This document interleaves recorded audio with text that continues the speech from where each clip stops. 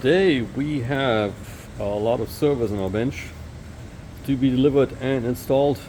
This is a Lenovo /ACT Think system. Solid state drives, very fast.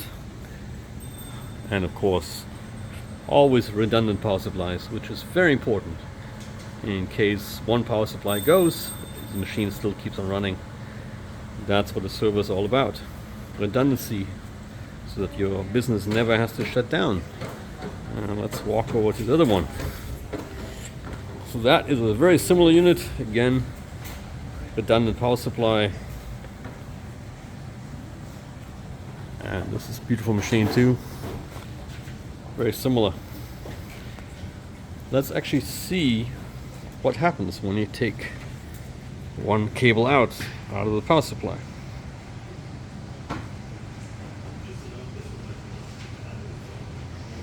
See? It still keeps on working.